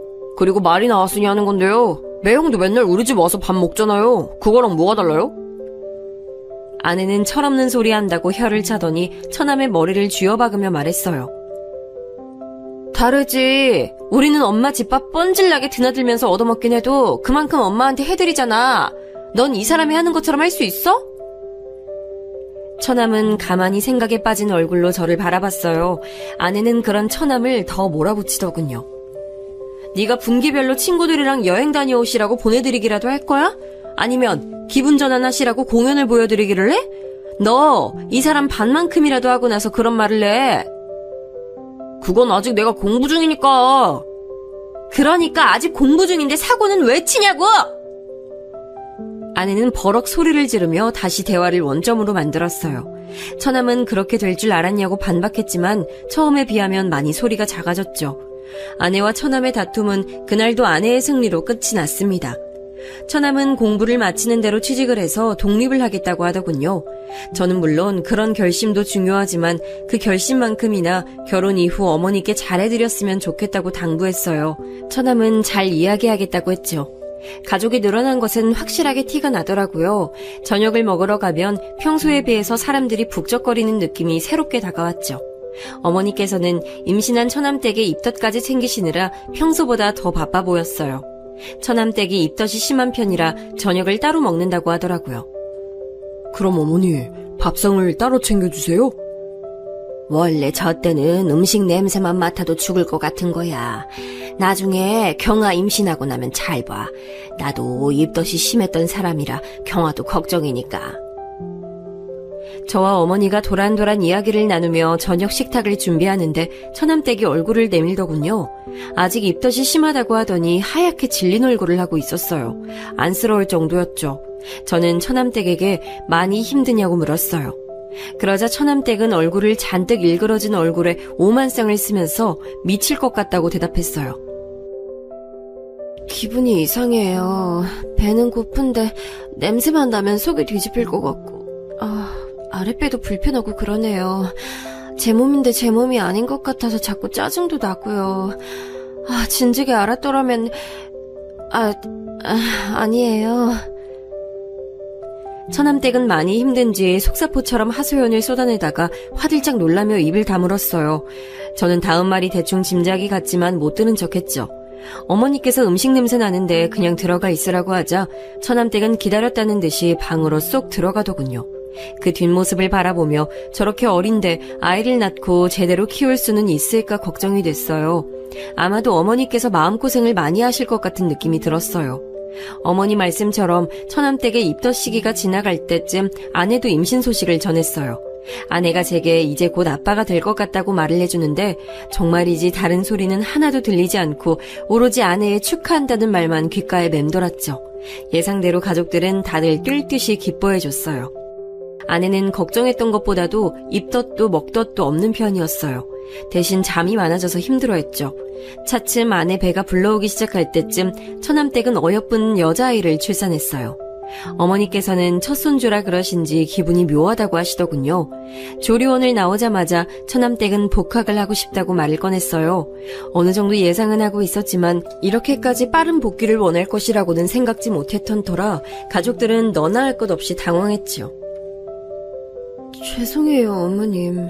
어머님께 아이 맡겨두고 복학하는 게 이기적이라고 보실 수 있지만 지금 복학하지 않으면 시기적으로 계속 밀릴 것 같아서요. 처남댁은 학위를 빨리 따고 취직을 하겠다고 말하며 의욕을 불태우더군요. 결국 예상했던 것처럼 어머니께서는 황혼 육아를 시작하게 되셨죠. 한 가지 다행인 것은 아내가 몸이 무거워지면서 육아휴가를 내고는 함께 지낸다는 것이었어요. 얼마 후 아내는 튼튼한 남자아이를 출산했어요. 제게 아들이 생긴 것이죠. 어머니께서는 영판 저를 닮았다고 하시면서 눈이며 코며 아빠가 많이 보인다고 말씀하셨어요. 아이를 안아들고 나니 기분이 묘하더군요. 진짜 이 애가 내 아들인가 싶기도 하면서 이렇게 작은 아이를 앞으로 어떻게 키워야 하나 걱정도 됐고요. 하지만 아내는 생각보다 능숙하게 아이를 돌보더라고요. 연습의 결과물이 아니겠냐고 말하며 자신 있어 하는데 저도 웃음이 나더군요. 집에 아이가 둘이 있다 보니 확실히 분위기가 변했어요. 몇 달 차이 나지 않는다고 해도 하나는 집을 걸어 다니고 있었고 하나는 이제 겨우 뒤집기를 성공했을 뿐이었죠. 그렇게 정신없는 와중에도 처남댁의 얼굴은 잘 보기가 힘들었어요. 실험이 바쁘다면서 외박을 종종 하더라고요. 덕분에 어머니께서는 잠도 제대로 주무시지 못한 채 밤늦게까지 아이를 돌봐야 했죠. 아내는 그런 처남댁이 마음에 들지 않는 눈치였어요. 저 역시도 같은 마음이었고요. 처남은 투자받은 실험이 있어서 일이 많아진 것은 어쩔 수 없지 않느냐고 했지만 이렇게까지 아이에게 관심이 없는 것은 너무 심한 처사가 아닐까 싶더라고요. 처남도 나름 고충이 있는지 아내와 처남은 이 일로 크게 다퉜어요. 처남은 자신도 중간에서 충분히 괴롭다고 말하면서도 자세한 이야기는 하지 않으려고 했어요. 아무리 물어도 부부의 일이라고만 했죠. 그래도 효과는 있는지 밤에는 처남과 처남댁이 아이를 돌본다고 하더라고요. 우리 집 사고뭉치 준이가 어느 정도 걷고 뛸 무렵 저는 지방으로 발령을 받게 됐어요. 지방 현장에서 2년간 있어야 했죠. 한국이 커봤자 얼마나 된다고 어디든 차만 타면 금방이지 않겠느냐며 혼자 내려갈 생각이었어요. 그런데 타이밍도 참 어떻게 그렇게 잘 맞는지 아내 역시 저와 비슷한 곳으로 파견을 나가게 됐더라고요. 저희는 의논 끝에 지금 살고 있는 집은 전세로 주고 지방에 따로 집을 구해 지내기로 했어요. 어머니께는 자주 찾아뵙겠다고 말씀드렸지만 그게 어디 쉽나요. 막상 지방에 내려가서 생활하다 보니 주말마다 올라오는 게 힘들더라고요. 그래도 전화만큼은 매일 드리면서 안부 인사를 드렸어요. 지방으로 내려간 지 1년이 될 무렵 저는 한 가지 이상한 점을 느끼기 시작했어요. 어머니께서 살이 많이 빠지시고 표정도 어두워 보이셨죠. 전화로 안부를 물을 때도 길게 통화를 하지 않으려고 하시는 것도 이상했고요. 아내는 나이가 들어서 그런 것 아니겠냐고 보약이라도 한 채 해드려야겠다고 했지만 저는 건강의 문제가 아닌 것 같다는 생각이 들었어요. 그래서 아내에게 말해 1박 2일 동안은 처가에서 지내기로 했죠. 직접 만난 어머니는 몇 달 전에 봤던 것에 비해 살도 빠지고 많이 피곤해 보이셨어요. 안 되겠다. 어머니 모시고 병원을 좀 가보자. 괜찮아. 병원은 무슨 그냥 나이 들어서 그렇지 뭐. 그러니까 어머니 더 병원을 가보셔야죠. 맞아, 엄마. 어디 편찮으신 거 아닌가 한번 봐요. 저와 아내는 괜찮다는 어머니를 모시고 한의원에 갔습니다. 딱히 나쁜 부분이 있는 건 아닌데 전체적으로 기가 많이 약해진 것 같다고, 스트레스 받는 일이 많은 것 같다고 하시더군요. 가슴 쪽에 열이 많이 몰려있다고도 하시고요. 아내는 어머니께 무슨 일이 있으신 거냐고 물었지만 어머니께서는 다 괜찮다고만 하셨어요. 집에 돌아온 우리 어머니께서 푹 쉬도록 자리를 펴드리고는 식사 준비를 시작했어요. 7시가 넘어서야 처남네 부부가 들어왔죠. 언제 오셨어요? 누나, 오면 온다고 말을 하지. 두 사람은 우리를 보고는 깜짝 놀라더군요. 특히 처남댁은 놀라는 것을 넘어 당황스러워하는 기색도 보였어요. 저는 낮에 어머니를 모시고 병원을 다녀온 얘기를 했어요.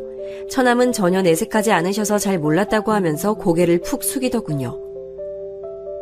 취직해서 적응하느냐고 정신이 없었어요. 괜찮아, 처남. 지금이라도 신경 좀 써드려. 저는 처남의 어깨를 두드려주며 약을 지었으니 잘 챙겨 드실 수 있도록 신경을 좀 써달라고 말했죠. 그리고 처남댁에게도 비슷한 부탁을 했어요. 어머니께서는 저녁 준비가 끝나 깨우러 들어갈 때까지 주무셨어요. 일어나신 어머니는 한결 개운한 얼굴로 나오셨어요. 엄마, 괜찮아요? 어디 불편한 것은요? 매형이랑 한의원 다녀왔다면서요. 기분은 좀 어때요? 어머니는 처남의 질문에 대답을 하면서 자꾸 처남댁을 힐끗힐끗 쳐다보셨어요. 물론 잠깐 시선이 움직였다가 다시 아무렇지 않은 듯이 행동하셨지만 제 눈엔 다 보이더라고요. 그 뒤로도 그런 모습들은 계속해서 보였어요. 식탁에 앉아 식사를 하는데도 반찬을 집어 드시면서 처남댁에게 자꾸만 시선을 주시더라고요. 마치 무언가 허락을 구하는 사람처럼 말이죠. 물론 제가 오버해서 생각했을 수도 있지만 찝찝한 기분을 무시할 수가 없었어요. 식사가 끝나고 준비는 우리가 했으니 뒷마무리는 너희가 하라며 아내는 어머니를 모시고 거실로 나갔어요. 어머니께서는 불편한 듯 주방으로 시선이 갔어요. 어머니, 뭐 불편하신 것이라도 있으세요? 물이라도 가져다 드릴까요? 제 말에 어머니께서는 소스라치게 놀라면서 아무것도 아니라고 하셨죠. 아내 역시도 뭔가 이상하다는 것을 눈치채기 시작했어요. 뭘 그렇게 놀라세요? 내가 놀라기는 뭘. 어머니께서 말씀을 얼버무리셨어요. 곧 처남댁이 과일을 가지고 나오더군요. 그녀는 사과를 예쁘게 깎아서는 어머니께 드셔보시라고 내밀었어요. 어머니께서는 잠시 망설이다가는 잘 먹겠다고 말씀하시면서 과일을 받아 드셨어요. 그 순간이었습니다.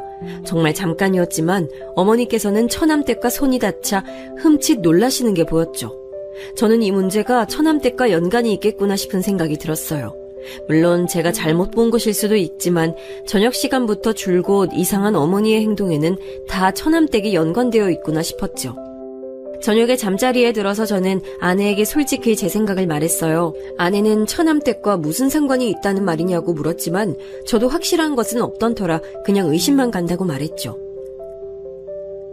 지금 심증만 있다는 거잖아. 무슨 범죄 드라마 찍어? 말 그대로 그냥 내가 보기에 그렇다는 거야. 근데 엄마는 괜찮다고 별일 없다고 하시잖아. 몇 번을 물어도 똑같이 대답하실걸? 그러니까 다른 방법이 필요하다는 거지. 저는 망설이다가 아내에게 CCTV를 집에 달아보는 것이 어떻겠냐고 물었어요. 저희가 아이를 키우면서 내니캠이라는 것을 달았는데 생각보다 유용하더라고요. 아내는 그래도 집에 CCTV를 다는 건 좀 아니지 않느냐고 불쾌한 얼굴을 했어요. 저는 그런 그녀의 마음을 충분히 이해했습니다. 당연하죠. 집에 그런 것을 그것도 몰래 달아둔다는 것은 감시의 목적이 있지 않고서야 할 수 있는 일이 아니었으니까요. 저는 주방과 거실 그리고 어머니 방 입구 쪽만 볼 수 있도록 하는 방법도 있다고 얘기를 했어요. 집 전체를 다 보자는 게 아니야. 그냥 몇 군데 어머니께서 많은 시간을 보내실 법한 곳에 설치하자는 거지. 아내는 하루만 고민해보고 이야기를 하자고 했죠. 다음날 어머니께서는 한결 밝아지신 얼굴로 주방에 들어오셨어요. 아내는 주방은 자신에게 맡겨두고 손주들이랑 좀 놀아달라고 부탁을 했죠. 준이는 오랜만에 만난 할머니가 좋은지 도통 떨어질 생각을 하지 않았거든요. 어머니께서는 아이들에게 책을 읽어주며 시간을 보내셨어요. 그런데 갑자기 처남네 아이인 은하가 울기 시작하더라고요. 책을 가지고 준이랑 싸운 것 같았죠. 은하가 크게 울어버리자 놀란 준이도 덩달아 울기 시작했어요. 주방에 있던 아내는 급하게 손을 씻고는 준이를 안아 올렸죠. 어머니께서는 서로 책을 보겠다고 하다가 벌어졌다고 말씀하시면서 은하를 안아주셨어요. 아이가 우는 소리에 처남댁도 나왔어요. 그리고는 자연스럽게 아이를 안아 올리더니 이리저리 살펴보더군요. 어머, 얼굴에 이게 뭐야? 은하야, 너 여기 왜 그래? 책을 가지고 옥신각신 하다가 좀 베인 모양이야. 살짝 스쳤어. 처남댁은 어머니의 설명에도 잠깐 인상을 팍 쓰더니 소독해야겠다고 하면서 자신들 방으로 쏙 들어가 버리더군요. 어머니께서는 미안한 얼굴로 은하 얼굴에 흉이라도 지면 어떻게 하느냐고 걱정하셨죠. 아내는 아이 피부가 연해서 생긴 거지 눈에 잘 보이지도 않는다고 했지만 어머니께서는 여전히 걱정스러운 표정이셨어요. 이내 아이를 달래서 나온 처남댁은 잠시 어머니에게 눈길을 주는가 싶더니 식사 준비를 벌써 끝내셨냐고 하더군요. 아내는 아이의 얼굴이 많이 다쳤냐고 물었어요. 처남댁은 어머니 쪽을 힐끗 보고는 짜증난 얼굴로 말했죠. 제가 너무 예민했죠? 요즘 들어서 자주 얼굴에 상처가 생기더라고요. 누가 일부러 그러는 건가 싶기도 하고요. 처음에 다 말했어야 하는데 괜히 넘어갔나 봐요. 지금이라도 좀 얘기를 할까 고민 중이에요. 아내는 어린이집에서 아이가 다쳐오느냐고 물었더니 그런 것은 빨리빨리 얘기를 해서 물어야지 그냥 넘어가서는 안 된다고 말했죠. 처남댁은 어머니를 바라보며 말했어요. 형님 말씀처럼 얘기해야겠어요. 숨긴다고 어디 숨겨질 일도 아닌데 제가 괜히 참아줬나 봐요. 저는 처남댁이 등장하면서부터 줄곧 어머니를 바라보고 있었어요. 확실히 어머님의 얼굴 표정이 시시각각 달라지는 것이 너무나도 잘 보였어요. 심지어는 처남댁이 주방을 오가며 곁을 지나갈 때마다 어머니께서는 긴장한 표정으로 몸이 굳어서는 시선을 아래로 하고 앉아 계시는 게 너무 잘 보였어요. 저는 분명 우리가 모르는 일들이 벌어지고 있고 그 일이 어머니께 독이 된다는 확신이 들었죠. 집으로 돌아오는 길 저는 아내에게 다시 CCTV 얘기를 꺼냈어요. 이번에는 아내도 적극 찬성을 하더군요. 심지어 소리도 녹음이 되는 것으로 해야 한다고 말했어요. 아까 봤어? 애 다친 이후로 엄마 표정이 좀 이상하더라. 계속 동서 눈치 보고 동서도 엄마를 쳐다보는데 뭔가 있구나 싶었어. 오빠도 생각하기에 이거 정상은 아니잖아, 그치? 저는 아내의 의견에 전적으로 동의했어요.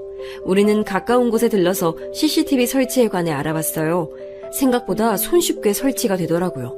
저는 방법을 간단하게 배운 뒤에 집에서도 몇 번 연습을 해봤어요. 대망의 D-Day가 됐어요. 저와 아내는 하루 휴가를 받아서는 어머니 집으로 갔어요. 아내는 어머니께 쇼핑을 가자고 하면서 모시고 나갔죠. 저는 잠깐이지만 빠른 속도로 집에 CCTV를 설치하기 시작했어요. 절대 들키지 않을 만한 곳에 숨겨뒀죠. CCTV를 설치하고 며칠이 지났어요. 아내와 저는 어떤 화면이 찍혔는지 함께 보기로 했어요. 저희 둘 사이엔 긴장감이 돌았어요. 별 내용 없는 장면은 빨리 감기로 넘기는데 주방에서 찍은 화면에 무언가가 잡히더라고요.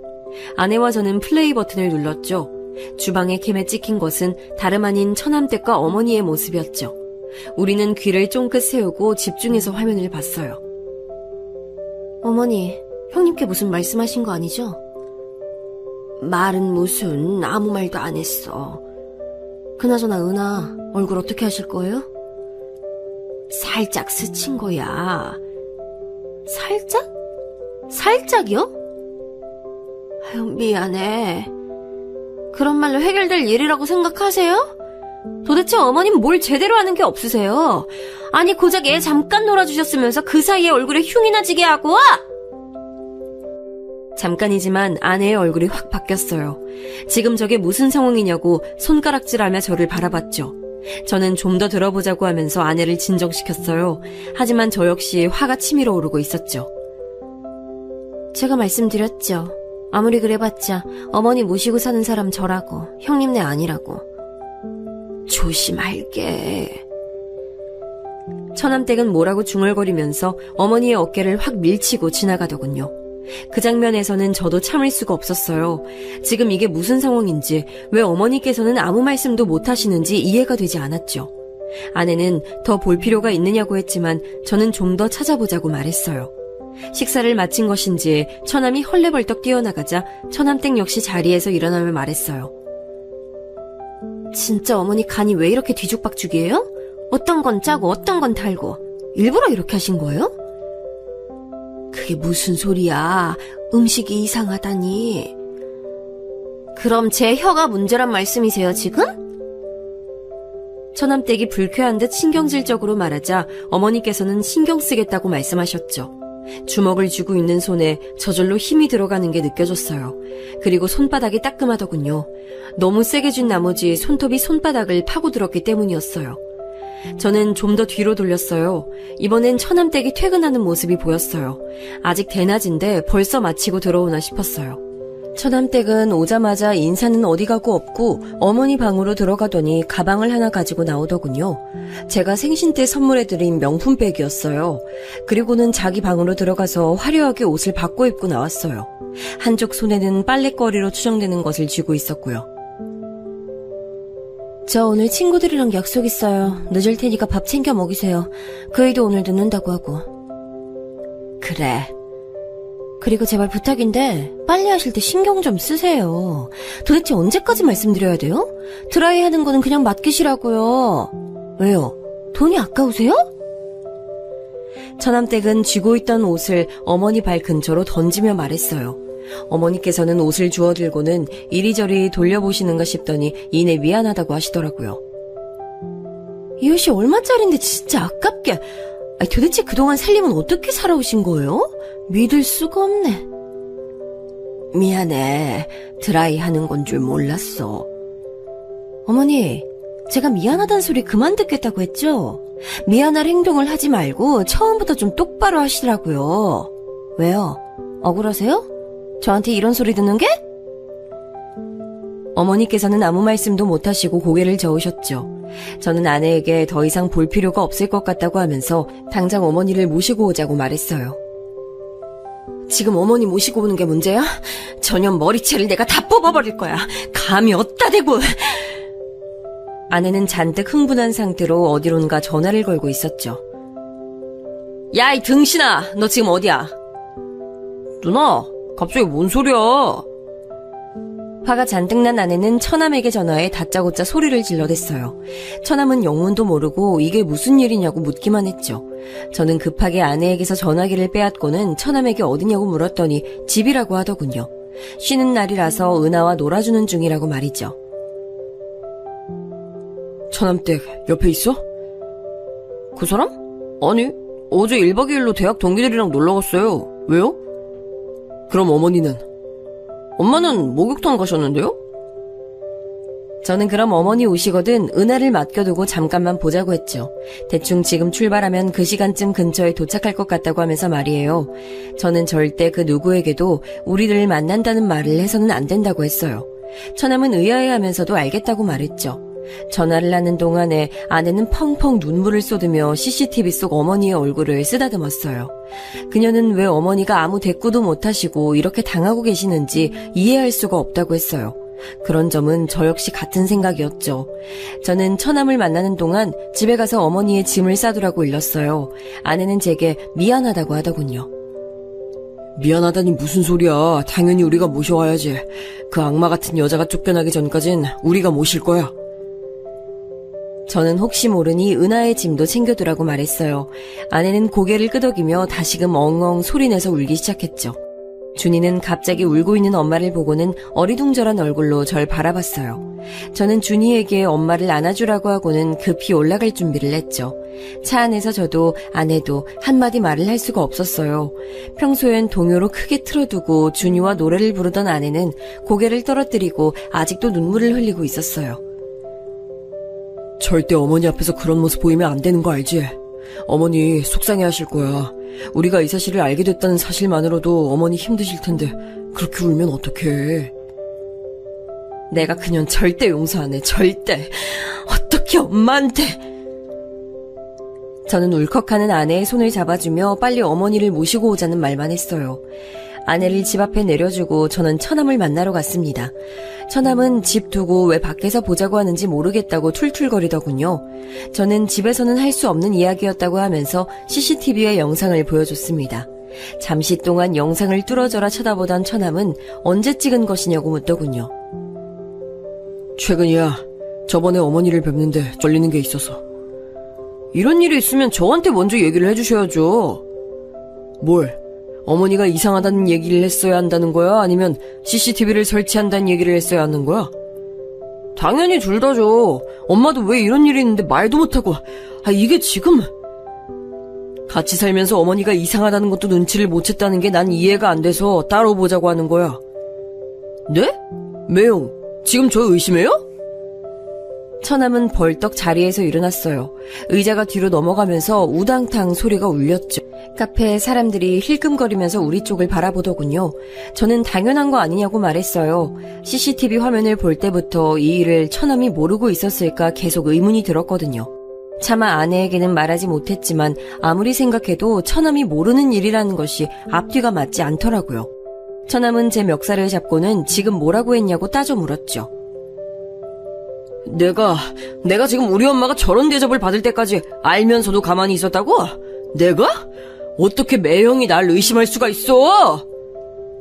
이거 놓고 얘기해. 누구는 그런 생각하고 싶은 줄 알아? 몰랐다는 말이 더 이상한 상황 아니야?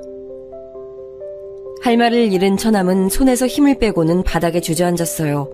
망연자실한 사람처럼 축 늘어져 있는데 정말 처남은 모르고 있었던 것은 아닌가 싶은 생각이 들었어요. 그래서 어떻게 된 일인지 좀 알아야겠어. 처남도 모르는 것 같으니까 우선 어머니는 우리가 모시고 갈게.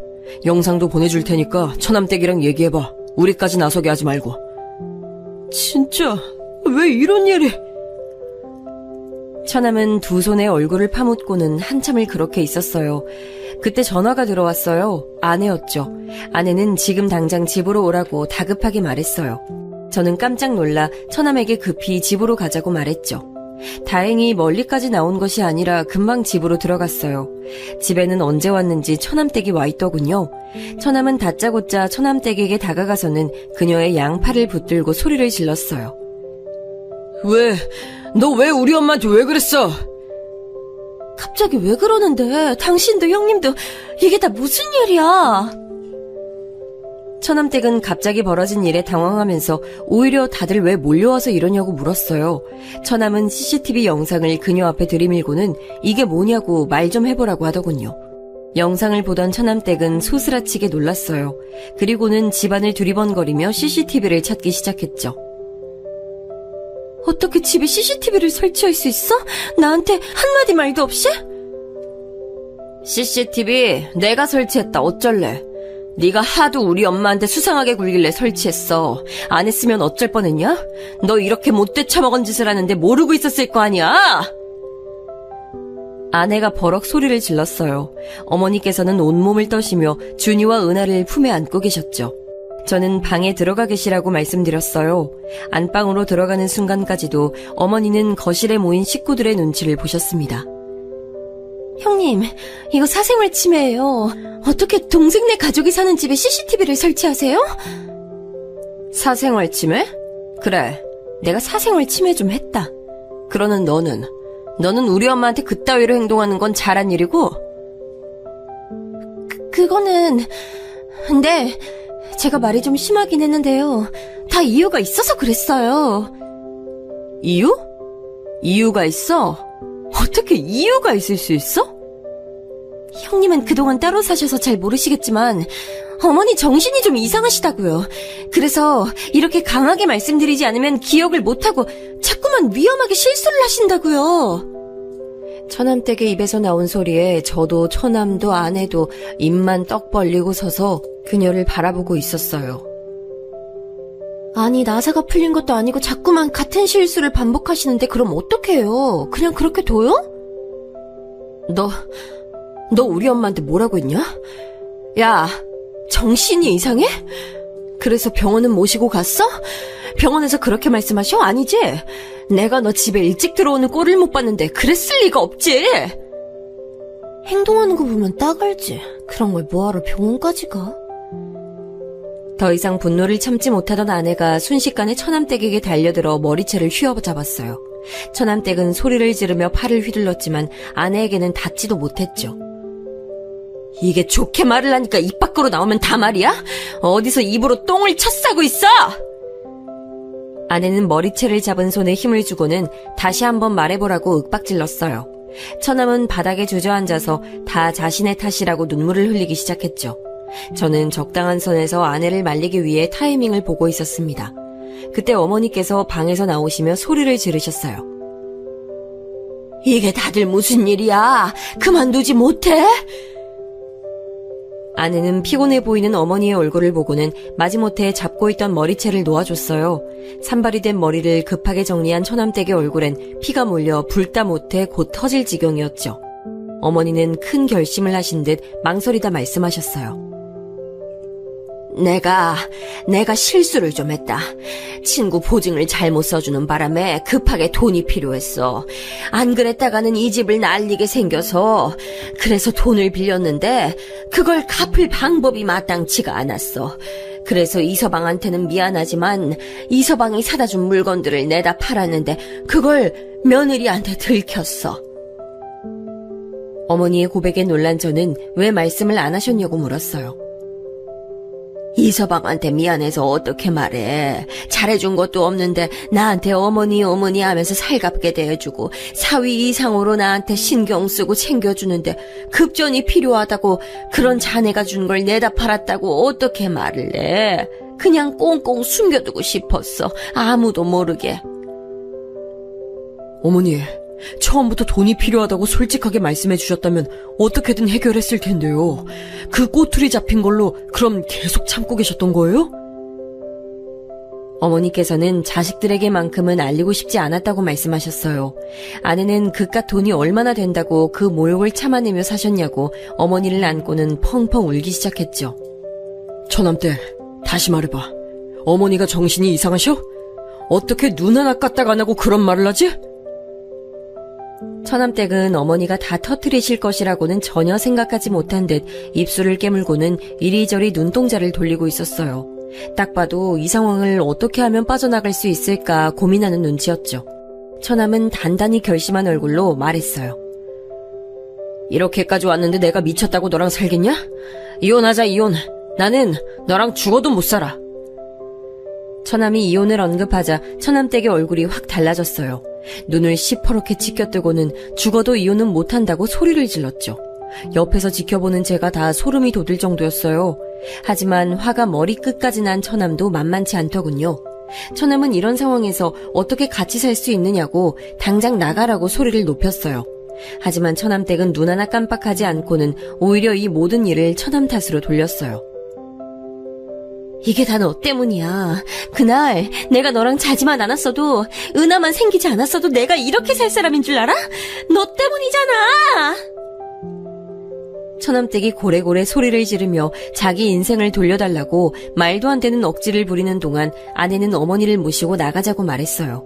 저는 아이들 가방을 어깨에 걸치고는 은하와 준이를 양팔에 안아 올렸죠. 고성이 오가는 모습에 아이들도 잔뜩 겁을 먹은 것 같았어요. 저는 눈 딱 감고 있으면 금방 지나갈 것이라고 말하며 아이들을 꼭 안으며 현관을 나서려는데 갑자기 처남댁이 은하를 부르며 달려들었어요. 다행스럽게도 더 가까이에 있던 처남이 빠르게 그녀의 팔을 낚아챘죠. 내 새끼 데리고 어딜 가? 아내는 처남댁을 싸늘하게 노려보며 말했어요. 네 말대로 네 인생을 망친 게 은하랑 내 동생 아니야? 너 이번 일 깔끔하게 정리해. 그때까지 어머니랑 은하는 우리가 데리고 있을 테니까. 누나, 고마워. 죄송해요, 엄마. 감사합니다, 매형. 우리는 길길이 날뛰는 처남댁을 뒤로하고 집을 나섰습니다. 지방으로 내려가는 차 안은 조용했어요. 아이들은 많이 놀랐는지 차를 타자마자 잠들었죠. 어머니께서는 무슨 죄인이 되신 듯이 고개를 푹 숙이고는 양쪽으로 자신에게 기댄 손주들의 손을 잡고 계셨어요. 그 모습을 보는데 착잡한 기분이 들더군요. 집에 도착한 저희는 안방을 치워 어머니가 쉴 수 있는 곳을 마련해드렸어요. 어머니께서는 한참을 서성이더니 미안하다고 말씀하셨죠. 저도 아내도 그런 말은 절대 하실 필요가 없다고 말씀드렸어요. 저는 어머니께 돈 문제는 얼마나 해결이 되는지 물었어요. 망설이시던 어머니께서는 날랐던 지인이 사기죄로 잡혀서 곧 돈을 일부 돌려받을 수 있을 것 같다고 하더라고요. 정말 다행이네요. 그럼 어머니 더 이상 신경 쓰실 일도 없겠어요. 내가 이 서방 볼 면목이 없어. 또 그런 말 하신다. 저 자꾸 그렇게 말씀하시면 섭섭해요. 저는 무거워진 분위기를 좀 바꿔보려고 일부러 밝게 말씀드렸어요. 아내 역시 괜찮다고 다 좋아질 것이라고 말하면서 한동안은 이모님 부를 필요 없어서 돈 굳었다고 장난스럽게 말했죠. 어머니께서는 저희 부부의 반응에 어처구니 없다는 웃음을 보이셨어요. 그렇게 저희는 내 식구로 새 출발을 시작했어요. 얼마 지나지 않아서 아내의 뱃속에 작은 생명이 있다는 것도 알게 됐죠. 아내는 이번에야말로 꼭 딸이었으면 좋겠다고 말하더군요. 그렇게 우리 식구들이 평화를 찾아갈 동안 처남은 무척이나 바쁘게 시간을 보냈어요. 은하를 보러 몇 번 내려오긴 했지만 처남댁과의 이혼이 뜻대로 쉽게 진행되는 것은 아닌 모양이더라고요. 처남댁 쪽에서도 죽어도 이혼은 못한다고 버틴다고 들었습니다. 급기야 이혼의 조건으로 지금 살고 있는 집을 요구한 모양이더라고요. 처남은 아무래도 재판까지 갈 것 같다고 조심스럽게 말해줬습니다. 저는 어떻게든 도움이 필요하다면 뭐든 말하라고 했어요. 그 사이에 저는 다시 본사로 복귀하게 됐어요. 예전에 살던 집으로 다시 돌아갈까도 생각했지만 아직 마무리되지 않은 시점에서 처남댁과 오고 가며 부딪히는 일은 만들고 싶지 않아 다른 동네에 집을 알아보았답니다. 전세로 주던 집은 팔아버렸죠. 다시 올라간다는 말에 어머님께서는 많이 불안해하셨지만 이내 다른 동네라는 사실에 안도하시는 눈치였어요. 말씀은 안 하셨지만 처남댁과의 일이 마음의 상처로 남은 것 같았습니다. 저희 부부는 더 이상은 어머니께서 마음 다치는 일 없이 오랫동안 우리와 함께하기를 바라면서 처남의 이혼이 빨리 해결되길 바랐어요. 그렇게 몇 달이 더 지나고 아내는 소원처럼 어여쁜 딸을 출산했어요. 어머니께서는 새로 태어난 생명에 무척이나 기뻐하셨죠. 이 아기가 복덩이인지 때마침 처남의 이혼 소송도 승소로 판결이 났어요. 양육권도 친권도 모두 처남이 가지는 것으로 얘기가 된 것은 물론 접근 금지 처분도 받아냈죠. 앞으로 은하 앞에도 어머니 앞에도 절대 나타나지 못하도록 말이에요. 그리고 추가로 어머니께 저지른 행동에 대한 위자료도 청구한다고 하더군요. 처남은 시간이 아무리 많이 걸려도 끝까지 가볼 예정이라고 눈에 불을 켜며 말했어요. 한참은 더 지나고서야 알게 됐는데 처남댁은 이혼 이후 연구소에도 소문이 나는 바람에 따돌림을 당하다가 결국에는 그만두고 해외로 나갔다고 하더라고요. 처음엔 그렇게 은하를 만나고 싶어 하더니만 그것도 이혼 판결이 나고 나서는 전혀 찾질 않았어요. 심지어 법정에서 무슨 일이 있어도 아이는 자신이 키우겠다고 말했다고 하는데 어떻게 한 번도 연락이 없을 수 있는지 의문이 들었죠. 물론 저희가 접근 금지를 신청하긴 했지만 그렇다고 전화도 없을 줄은 몰랐거든요. 아내는 양육권은 줄 수 없다고 난리까지 피웠던 것도 자신이 유리하기 위한 장치가 아니었겠냐고 하더군요.